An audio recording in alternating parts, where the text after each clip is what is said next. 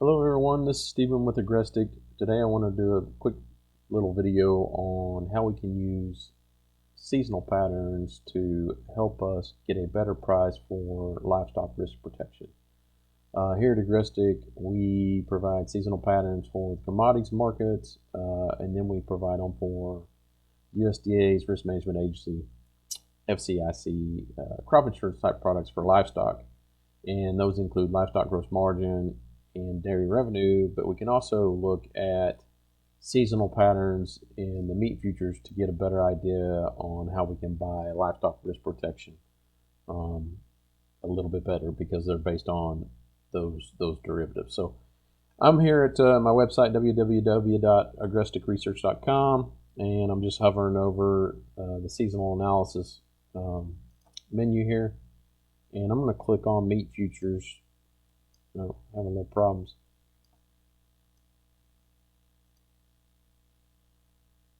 It doesn't like me today.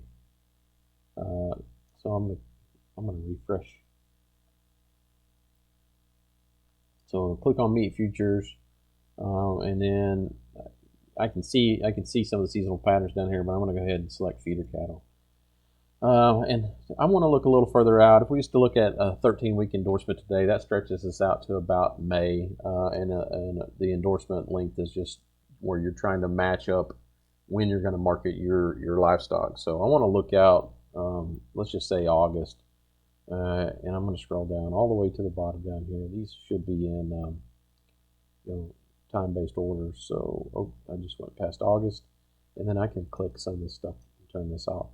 And I'm going to do that. So what we're looking at here is really a 5-year, a 10-year, a 15-year, and a 30-year pattern. So I've taken the August feeder cattle futures contract, and I've taken it all the way back for 30 years. So I've taken a contract for each of those 30 years, and I've lined up the dates and figured out, how that contract's performed over each 30 years, and then I've indexed it. So we have an index from 0 to 100 here, and the midpoint's obviously 50.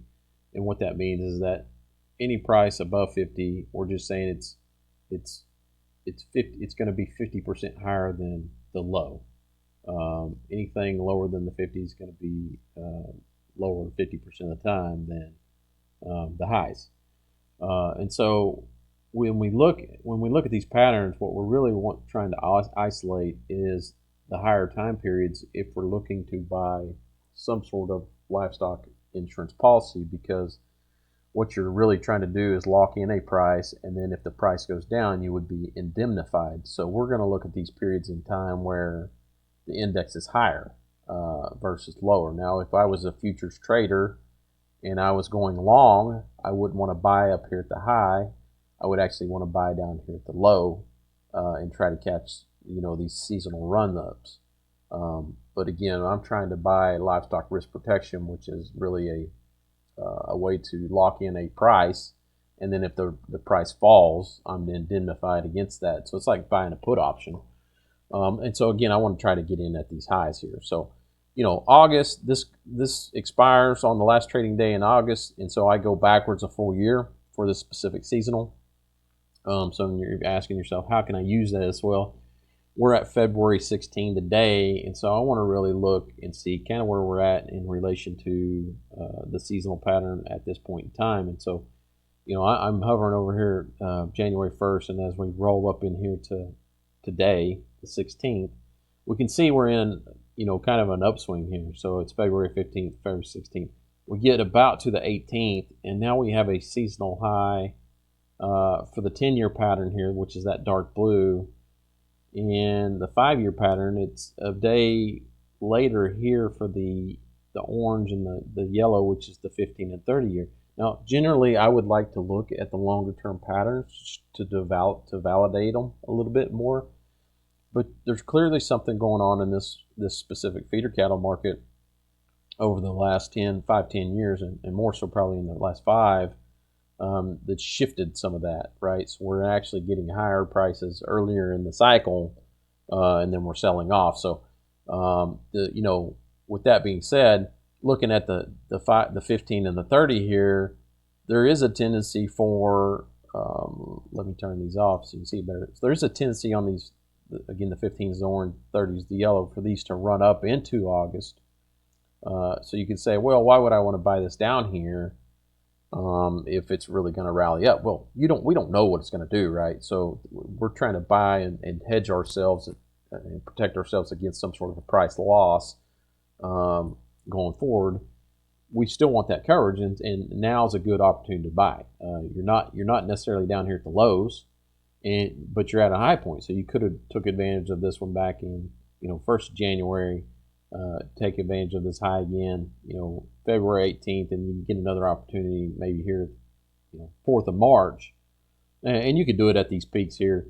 But again, you're trying to match up these LRP endorsements to a certain window. That maybe now is that specific time. So again, I want to look at these peaks and these seasonal patterns and turn this 10-year and this 5-year back on. And again, they all line up pretty much the peaks, but with respect to the different period of times, 5, 10, 15, 30, it's just where do they lie within this 0 to 100 index. So if I'm, again, looking at the 5 and 10-year pattern, I have some level of comfort in saying, hey, we're going to be in pretty good shape, buying at this point in time versus maybe even a little bit later in the cycle. So January would have been a great opportunity, even, November, January, and now we're into the February cycle. You get another one on the 30 and the 15 here in March, but yet it's a little bit lower. So now's a pretty good time to be looking at buying that LRP endorsement.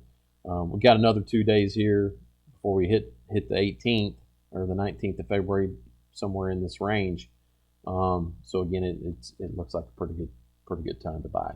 I can take you over to a chart. We kind of look at it from a charting perspective and give you a little rundown on kind of what I see. I like to do what's called an Andrews pitchfork, and really I'm taking pivot points, which would be a low, a high, the next high, and the next low, and I project that forward with the pitchfork. And what's interesting, I've been doing this quite a while, and we don't necessarily come down and hit the actual bottom of this fork a lot of times, which is this lower median line. The red one's the actual median line, and then you have the upper median line and the lower median line. But the guy that kind of come up with this process, what he said is that 80% of the time, you will always revert back to this red line, okay, this median line. So when prices get to these extreme bounds, which like it did here and even up here, and it actually even broke through here in 14, when feeder cattle were hitting all-time highs, it's always going to revert back, and it did, and it shot through the median line.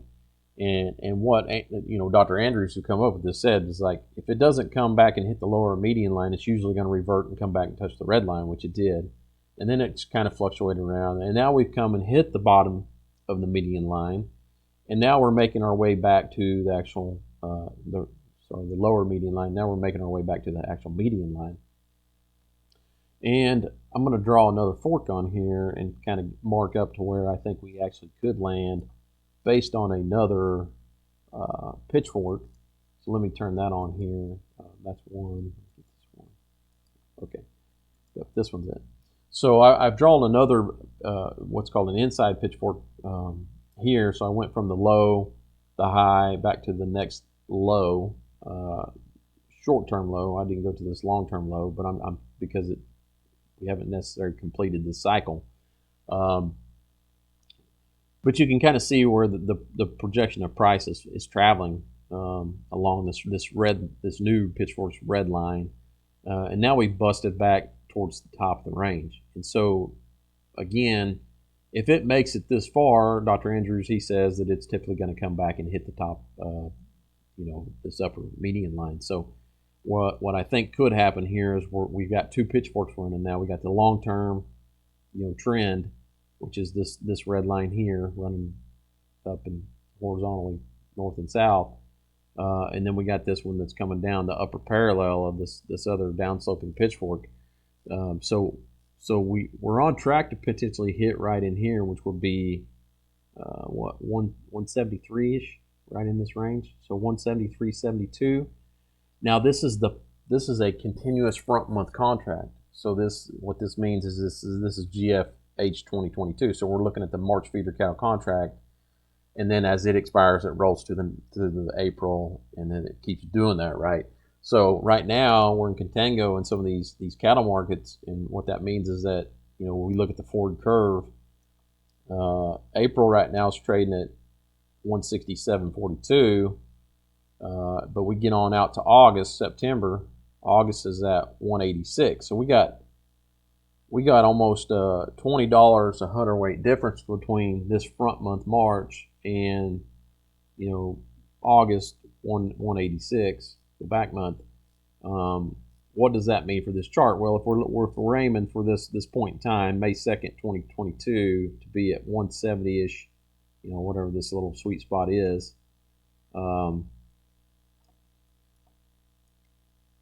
Kind of more pinpointed, 173, let's just say. Add another $20 to that, and that's where you could be in March. So you're looking at potentially being right at $207 a hundredweight. So just kind of a rundown on where I think we could go with respect to feeder cattle prices at this time. And again, just wanted to showcase really how you can use these seasonals to your advantage to try to time the markets, when they are at their high points. Again, coming back to this chart, let's just type in the actual GFQ 2022. We can actually look at, August feeder cattle daily bars. Again, we're at the high point now. Another way that I like to look at this is using a couple indicators. I like to look at the slow stochastic whenever it gets in this oversold area, which is above, really 80. And then I like to look at the Williams %R when it's above, it's I said oversold here. I think overbought and then overbought again. And I also like to look at a 2-day RSI. So I shorten this RSI down, which is relative strength index, from a 14-day to a 2-day to give it this more rapid movement. But the primary indicator here really is this slow stochastic. So when it gets in this overbought territory, and then this red one, which is the faster average, crosses the blue, that's kind of a buy signal. And I can plot these on here. I'm going to give you an example. I already got it plotted on here. So this LRP BOSS indicator is an indicator I built based on this slow stochastic.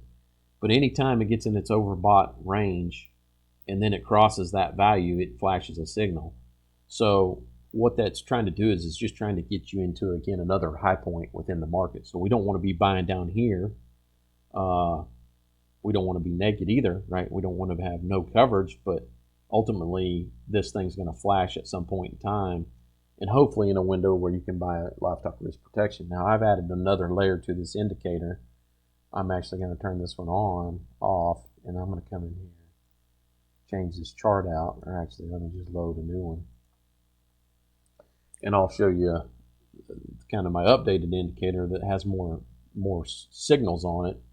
And again, this is the same thing. What we're doing is we've got, again, the slow stochastic, the Williams %R, the 2-day RSI, and these turquoise ones are the stochastic signal. And again, whenever it's in its overbought territory and then it crosses, it's just signaling to buy. And you can see that, you got a signal to buy here. You even got a signal back here. And you're saying, well, Stephen, now it's ran up. But the thing you got to understand is you don't know at this point in time that it's done that, right? If I go back and just replay these bars, I don't see this going forward. So all I know now, I'm kind of in a downtrend, and maybe I don't have any coverage at this point in time. I need to get some coverage of being doing something. So I'm going to try to use this indicator to get a little bit higher price. So we're marching forward. Boom, we get a signal here. Now, I would probably take that signal at this point in time if I'm a cattle producer, because I don't know potentially where prices are going. What I'm seeing here, and I got two averages plotted. I got a 9-day and an 18-day moving average, and then I got a weekly 9-day and a weekly 18-day, which are these dotted lines. I'm below both of those averages, so the trend is really sideways at this point. Whenever these moving averages are sloping down, obviously you're in a downtrend like we were here. And, if you're naked, you don't have any coverage on the cattle, then what do? Well, you can wait for this RSI signal, and again, it's a more rapid signal. What happens is whenever you get some price action that bumps up pretty quickly above the overbought, then it'll signal you. So if you're in downtrend, you're scrambling, thinking what to do, maybe you're above break even, and you get this signal, you'd want to be a buyer. So you lock in here. Again, you're under the weekly averages, and you're basically under these daily averages. So you get coverage. As the market starts to trend back up, then you can hang on to this position and wait. Now at this point in time, it actually was a good time to buy because it sold back off. What I like to really look for is whenever this thing gets into overbought territory and the Williams %R gets into overbought territory before I actually pull the trigger. But you got a short window of time, right, to make some of those decisions, and sometimes you just got to get in. But I'm going to go ahead and march this forward, and we'll just see this play out. So I got another signal here, but let's just keep going. So the market's trading sideways here. Now we start to get a little rally and get some legs under it. We're above our averages now, the daily and the weekly. So we're getting into an uptrend. Doesn't mean it can't come back. And then boom, we get a signal. So we're in overbought territory. We've crossed over, but now our Williams %R is also in overbought. So what I like to do once we get really running in the trend is the trend is your friend. So let's just keep riding it. So let's not necessarily ride this and buy this here. Let's wait for this %R to now dip below this line. And a lot of times it'll dip below and come back up and stay in the trend. So what I like to see is this Williams %R dip down 3 consecutive days to flash that buy. So let's just keep marching forward and see if we ever get that action. We get a down day there, another down day, but then it turns around market. You're still getting some of these buy signals, but again, you're running with the trend. You're running above the moving averages, above the weekly averages. When prices start bouncing off the shorter term average, then you get to trading a little bit sideways. Well, yeah, maybe you want to take advantage there. If you're running out of your marketing window, but if you're above break even, again, you have some time. Again, let's maybe wait to see if this thing will bounce back down. I don't remember if I saw where this did that. I think it just keeps coming up. No, there it is. Okay, so now we got the %R dip down 3 times in a row.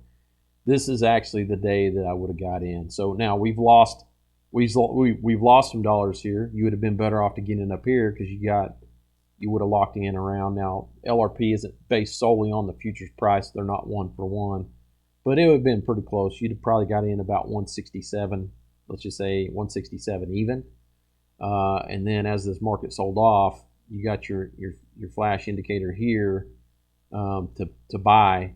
You're actually the closing price was 161.70. So yeah, you lost some money there, but you was riding this trend up. You're still better off than where you were back here.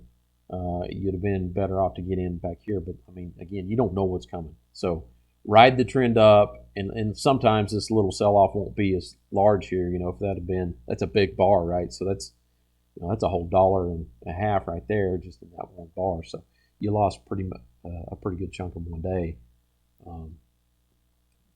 but you get protected, and then it's going to rally and come back up. So pretty good little indicator that we have as well. That's available on our website.